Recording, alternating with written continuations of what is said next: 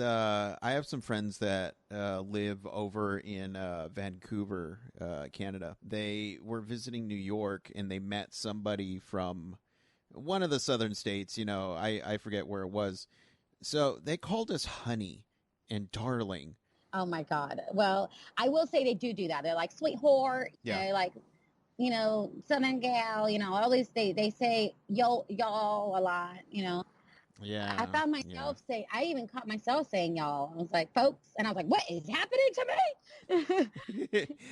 me? Ship me back Yeah, quick. yeah, exactly. Hurry. It's coming all over me. Now I'm little, I'll be eating chicken and waffles every day. Like, it's gonna be great. Yeah.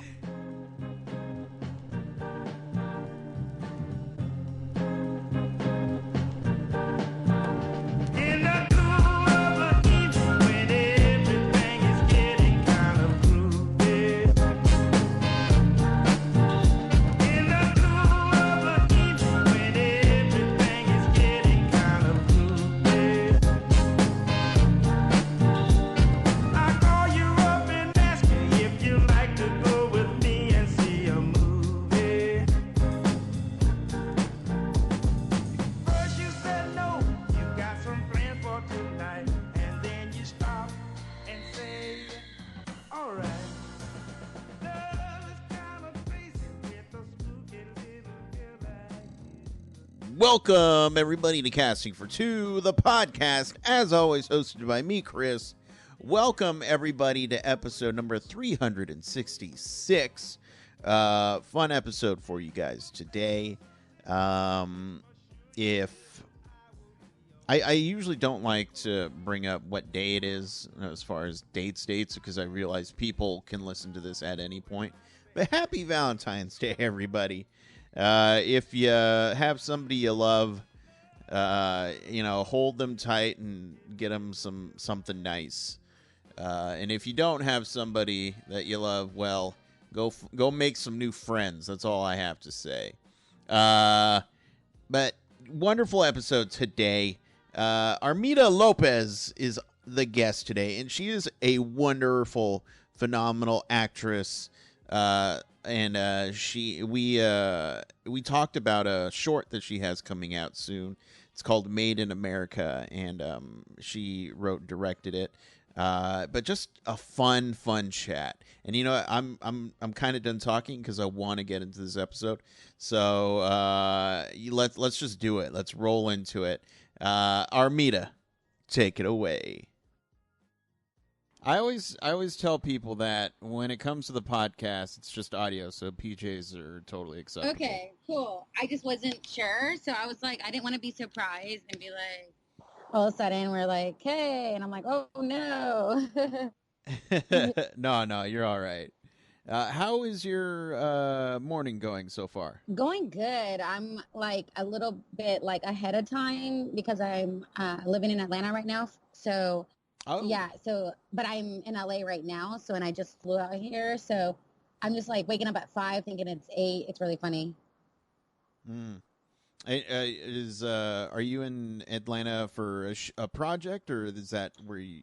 So I just moved out there a few months ago, basically to just do more TV film stuff because they have a really big era for that.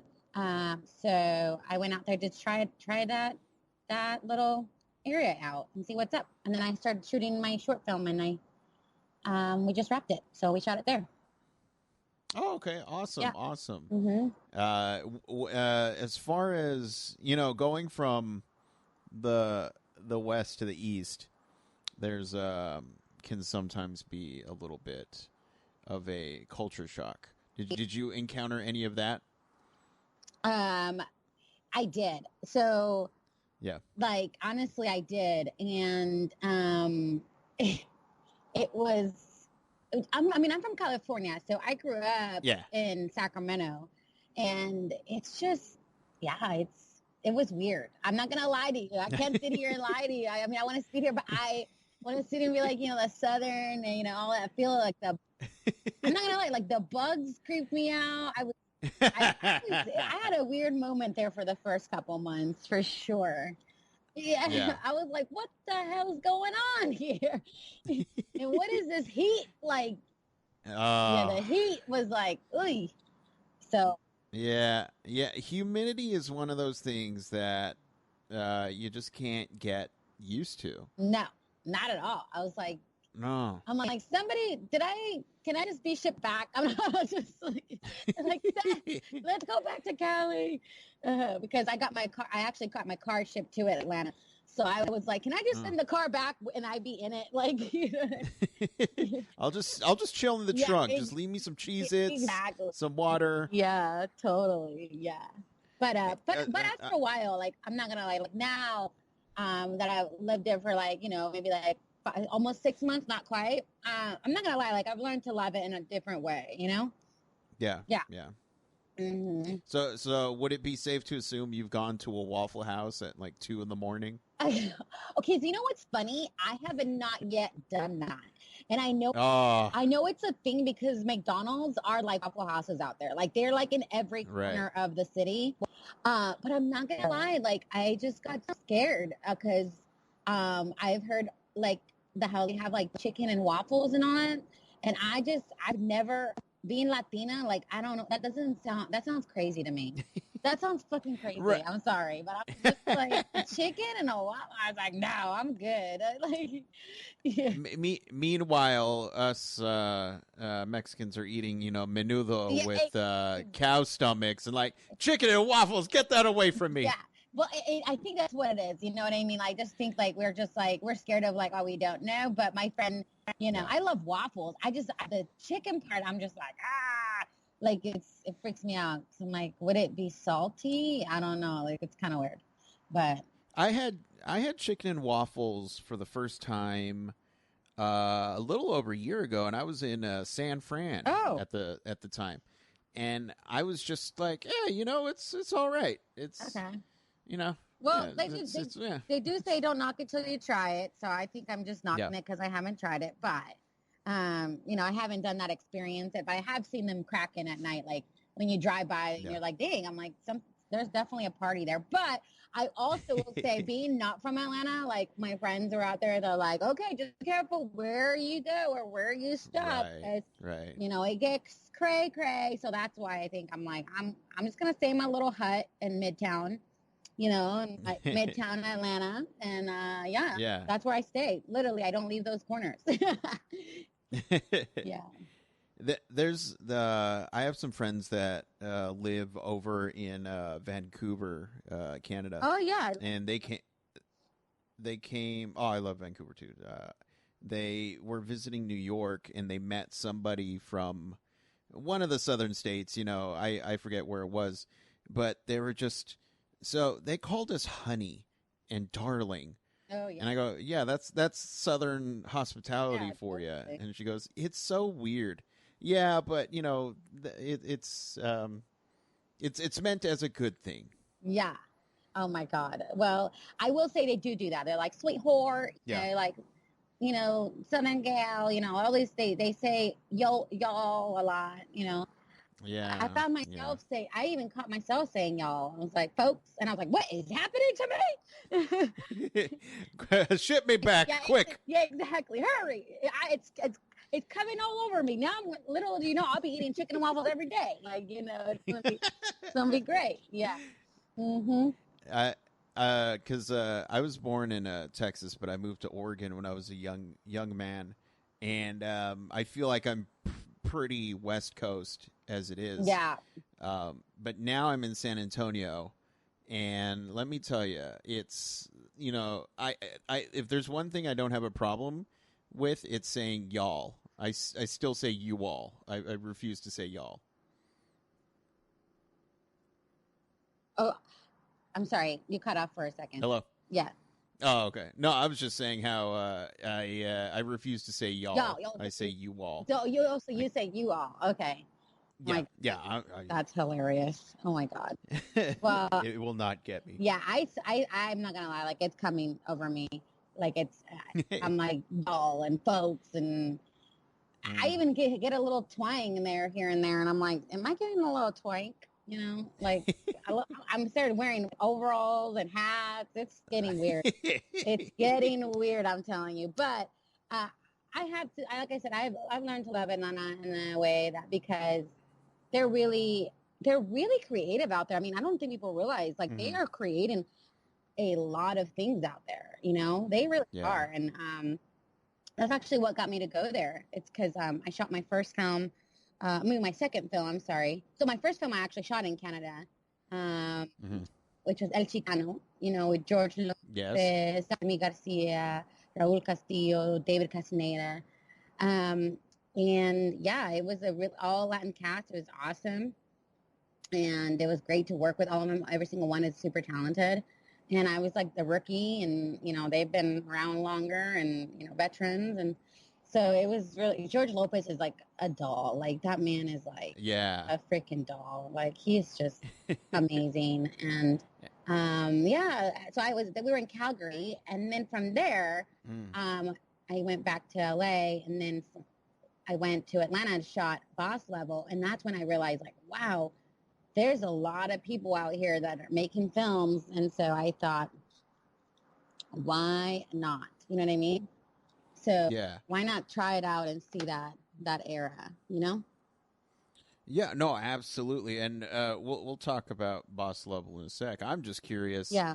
Did you now that you're living or when you moved out of your element per se, do you feel like that's informed the way you act? I would, or at least the process. so you think like, so you're saying like if living in LA, like it's changed the way I act. Is that what you're saying? Or Yeah, going from LA to Atlanta. yeah, I will say it has. Yeah, I think out here it's a full-time thing. You know what I'm saying? Like it's here. People out here are literally like that's what they want to do. They want to act. So all day, every day, they try to do everything in their power to do that. Like, you know, I used to drive Uber. I used to be a waitress. I used to do all these things to make it possible that at the end of the day I was available for auditions. You know, and I will. Oh, you know what? The biggest thing is I'll say what prepped me is auditioning in person. Auditioning in person. I think that is very, very important. Like, I don't think people realize how important that is, you know, because a lot of times people think like just you can do a self-tape, but I think in-person auditions here in LA is what makes it so much better because I'm telling you, there's so many times that I've learned something by just messing up and going to an audition and just falling on my face. You know what I mean? And just and like that taught me something that I was like, God, I'm never gonna do that again. Or oh, why did I forget my line? You know what I mean? It's like it teaches you to be quick on your feet, and you know, and you get to meet people in that room, and it teaches you how to go into a room and you know sell yourself in like less than 30 seconds, really. You know? Right. So right, and it's also a good way whoever's casting the movie or if the director's in the room. Look, I mean, we don't. They can kind of get a feel of your personality, and they're like, "Look, if this person's an asshole, I don't want to work with them." Yeah. Yep. Exactly. So, Yeah. And so you did the movie Boss Level that you brought up with Mr. Joe Carnahan. Yes. Uh-huh. Joe as a filmmaker, I'm very envious. He can go from many different styles of just films, and his movies are always just so enjoyable to watch. Just him kind of do different things, and I'm just wondering, was it intimidating working with him? I know he produced El Chicano. Yeah. Yes, he did. He produced. Yeah. And he actually also like kind of like semi-directed me and my scene, like in the action scene. Like he did that. Like he really did that because that's his field is like action. So yeah. But yeah, no, I would say intimidating working with him. No, absolutely not. Like he is such a cool person. Like he actually, I think he actually makes himself pretty available to people. I think a lot more available than a lot of people do because, I've met so many different people that I'm just kind of like scared to even say a word to. I'm like, oh, let me, or even look at, you know. So I just, with him, I just felt like, hey, how's it going? And he was like, hey, how's it going? You know what I mean? Like, I felt like that the same way with George Lopez. Like there's certain people that you just feel like, I can't even look him in the eyes or in the face, but, like, let me just look at the ceiling. But, Yeah. I have had those experiences, unfortunately, but luckily with him, I haven't felt that feeling at all because, you know, Joe was just a pleasure to work with, and just I don't know, just like you know what, I learned a lot, like there in the directing part of it, like being on that set with him, and especially in the action era, I learned so much about action, and I think that was like a blessing for me to just be part of that. Yeah. And so, what is your process like for getting into a character's headspace? Let me see, what's my process like? Honestly, like I try to just find that within me, like whatever that is that I am, like whatever character I'm playing. Like I played, Carla Morales, a cop for that, and she was a strong cop. Like she got to like kick some ass towards the end of the film, and I thought that was really awesome. I don't know. I think she was within me. It was me. I just think of like a different part of me. I just tap into like that part of me of like, I am a badass. I'm her. You know what I mean? So I'm Carla. So, but yeah, obviously I wouldn't go out in the streets and start, shooting people. Right. But yeah, so that's kind of like, I mean, I do different things too sometimes. Like, when I'm in like, I think of her story, like who she was, like who she is, like, like her backstory, like where was she like 5 minutes before I even was in that scene, like what's her day like. So I just do things like that. Like, again, just make her me, but like, yeah, what she would be doing, like, yeah. Okay. And as far as creative outlets, is acting the only thing you do, or do you do music or anything else like that? Writing? I wish I was musically talented, but I unfortunately I would break windows. But you definitely don't want to hear me sing. But so I hear you're a professional window breaker, yeah, though. Exactly. But I will say that I like to write and I like to make my own film. So like I have a passion for documentaries and short films. So like independent indies. Yeah, like that's really like a thing that I love. I love to go to them, like all the festivals. I love to see like who's making what. And like I love like watching the Oscars when the Oscars put up the short film versions. Like that is my favorite thing. Like I know they don't get enough love, but I love a storyteller that can tell a story in such a short period of time and be impactful. Yeah. Like that is everything. And I think that takes a gift. And so that's why I hope, like I just wrapped my, I did 2 shorts. My first short was called Minutes, Hours, Days. And it was a documentary about Puerto Rico and about, Hurricane Maria. And I went out there with just me and a cameraman, and like we went out there to see the aftermath because I wanted to see it for myself, like what's really going on, Yeah. And yeah, it was crazy, and so I made it into a short. Not that anybody got to see because not many festivals accepted it, so it was sad. I think we only won one little like award, but it was like for an online one that no one saw. Okay. And so, but then I went on and I just picked up, like, you know what? Let me just do another one. And this one I wrote that was very close to my heart. It's called Made in America. And it's a story partially about my life when I was a child and migrating from El Salvador to America. Mom. And it was important for me to show a different perspective of like America because, a lot of times, not to get super political, but to kind of get a little bit political, like, with Trump and like, showcasing people coming out here to steal or rob or whatever the heck, the Right. input, like, me as an immigrant myself, I'm firsthand, no, that's not the case, and my mom didn't come out here for that. We didn't come out here for that. So it was important for me to show that line of it, of struggling single mom coming out here to pursue a life and a career and dreams and work, be a working, and then having an American help her through the process, that he was a citizen and he could have looked down on her and didn't. It was really important for me to show those two sides and those two lenses. So I did that in my little short. Yeah. And we shot that in Atlanta with all women crew. There we go. It was. No. Go on. Yeah, it was the craziest thing that not many people do that, but right. Really important for me to, one, showcase minorities as leads, because all my cast is leads, and they're all minorities. And we have a woman that's playing a doctor that's Latina, which are roles we never get. I was important for me to write that in there. I put myself in it, of course, because I'm yeah, and I played my mom.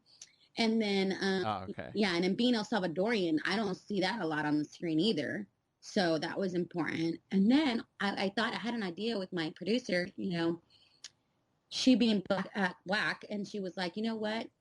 I am so with this like minority thing, but I also feel like we should really try to highlight women. And I'm like, girl, I'm all about that. Let's do it. And let's like hire everybody from different levels of life. Like, you know what I mean? Some more assistant sound women, and they had never given a chance to be leads. And so we were like, let's give her that chance. Some were, gaffers that were assistants to a lead guy gaffer. And it was important for, so we found them all, and we hired them all. So we had like a 20 people crew, and it was all women, except for like one guy. We brought him on. We brought him on because he was awesome, and then they helped us move some stuff and everything. But yeah, so we need some people. There we go. No, that's great. Mm-hmm. I love writing short films for the same reason that you mentioned earlier. Just trying to fit a complete story in less than 20 pages is really appealing to me. Yeah. It came to the point though. I'm a guy. I have a guy brain. You're a guy? So naturally, I am a guy. I know, surprising. But this thing happens where when I start to write, I'll picture, myself or a guy in whatever role. And it was maybe 3 years ago. I was just, I think this would be better if it was a girl. Yeah. And so now whenever I approach a role, I go, you know what? Well, this will be a genderless, role. Yes. Just so that, if I want to cast a woman, I can just do that. Yeah. And it's not going to change a thing. Yeah, exactly. I love that. I think, it's important. Like, I think, I was reading that people were having like an issue with like a woman playing like 007 or whatever. Yeah. And I think it's like, why not? There's been a guy 007 for like how many freaking decades? Like, why not? Right. Why not, a female Scarface? Why not, like, why not? Like, why not? You know what I mean? It's right. Like, and it's not like taken away from the guys. It's like they've had those jobs. So why not give an opportunity to somebody else, let alone cast a different race as well? Like when people had the issue about a mermaid being black, it's like, so what? Like, you know what I mean? Like, she can't change. Like, you know what I mean? It's just crazy to me that people think that shouldn't be possible, I feel like it's just people complaining just to complain. Right. It's like, and it is, if you're not for it, then you can just go watch, something else. Yeah, because let us have our thing. Here's I think too. Honestly, at the end of the day, I know a lot of people go, oh, why did you hire all women? What's the difference? Why not all that's qualified? You're right. Those women were qualified though. That's the Yeah. thing. It's like, just like talent, that woman, or that actress can be qualified, but why does she have to be this exact race that you want? Why can't it be like when I wrote my characters, especially the doctor one, like obviously based on the true story, I had to make it a Latina, but the gentleman, the doctor, it was open ethnicity. It was open ethnicity, because why can't he be whatever? You know what I mean? Right. So it was just, those are the things that sometimes I wish that people just had more open mind. It's not about the race. It's about who is qualified, but also giving opportunities for those who haven't had it to be qualified. You know what I mean? Right. Yeah. No. Look, it makes sense to me. It's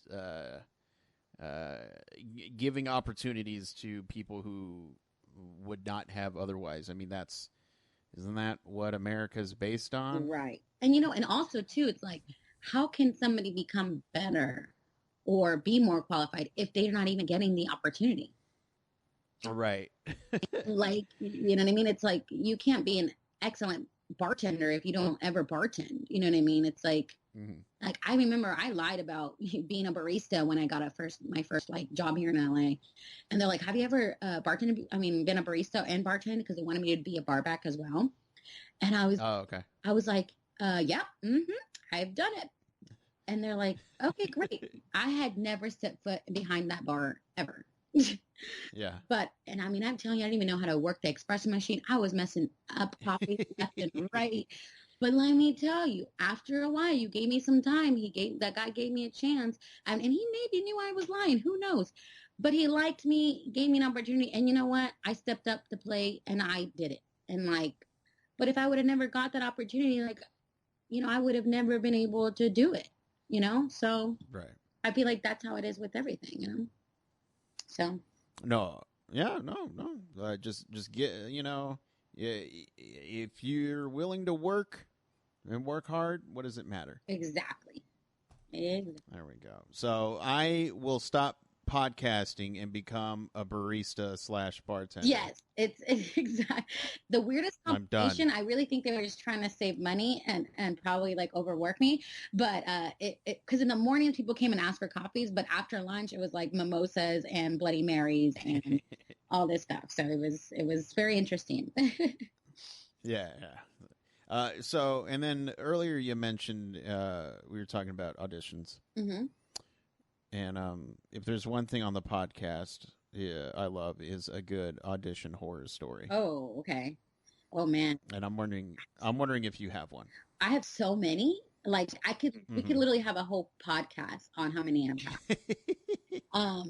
So, okay, I am like a true like believer in like you have to give the casting director what they want, and literally meaning like to the T, because sometimes their imagination can be like, okay, she looked like a teacher, so she's gonna be a teacher, you know what I mean? But if you look like a teacher, they're like, I don't think she could look like a teacher, So for commercials, I have a memo like, if they want like a freaking clown, I'm gonna go there looking like a clown.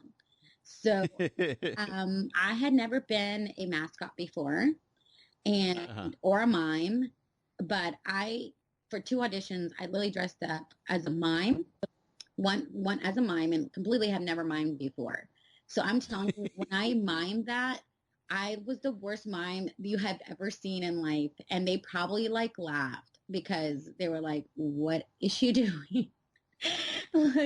But like, I'm not gonna lie, like I went dressed as a complete mime, and then I knew like they knew I had no idea, because even though I had Googled how to mime, the other mimes that came in like were just like insane mimers, and I was just like trying to do the wall thing that's like such a beginner stage. So it was pretty horrible, and I went into my car and I'm like, oh my god, like now you look like a clown because you're in the car like looking like a mime, and you literally like just totally messed that up. So that was funny. And then the second one that's like my biggest one is I dress up as a mascot. And I wanted like a mascot, so I literally had my whole costume, and the last costume they had at the party store was a fox. I'm not gonna lie, a fox. So they're like, what kind of mascot were you? So I went in there looking like a fox, and they like completely laughed and whatever. I go to my car, I'm putting the costume away, and I'm not, this is a true story, Chris. I parked right in front of the casting station, and guess, as I'm dressed as a fox, I'm taking off my costume. Guess who walks by me? Meryl Streep. Jamie Foxx. Oh, oh wow, okay. I'm not even gonna lie to you. Like Jamie Foxx right by me, and he just looked at me, and I looked at him, and I was like, just waved, just wave, and that was it. And then I was like, that was just the weirdest thing. I'm like, did just Jamie Foxx just walk by me, like when I'm putting away my Fox outfit, like it's just crazy. But so that was pretty embarrassing. But yeah. It would have been great had you just said auditioning, right? Yeah. Oh yeah. I just, you know what? I was like, I'm just gonna take it. Just, oh well, bye. He's probably like, what the? Yeah. Oh, this girl's a little weird, but whatever. I was like, I swear I'm not chasing after you, Jamie Foxx, in a Fox outfit. Like I promise. Like, yeah. That's it. Now, not being able to fully immerse yourself in a mine, do you feel like, oh, this is the next project I have to tackle? I have to become a mine. I definitely got a whole new respect for them, but I definitely don't think that is in my field. No. All right. I think you say that now, but watch a couple years from now, I'm going to be watching the Oscars, and there's going to be mime stories, and it's going to be you. I'll take it. I'll take that. You know what? If I had to do it for a role like, Oscar winning, hey, I might be the best mime ever. But yeah, having less than 24 hours of prep for that was a little weird. Yeah. There we go. But for the people at home who want to keep up with everything that you do online, where can they do all that? Oh, well, you can find me at the THE Armida ARMIDA and then Lopez LOPEZ at Instagram. So at the Armida Lopez Instagram. There you go. Armida, first of all, I just want to thank you for the absolutely loveliest chat of today. Thank you. And all week. Oh, yay. I wish I could say for you. No, I'm just kidding. I just think I'm joking. What? Oh, no! We have the mind thing. Come on.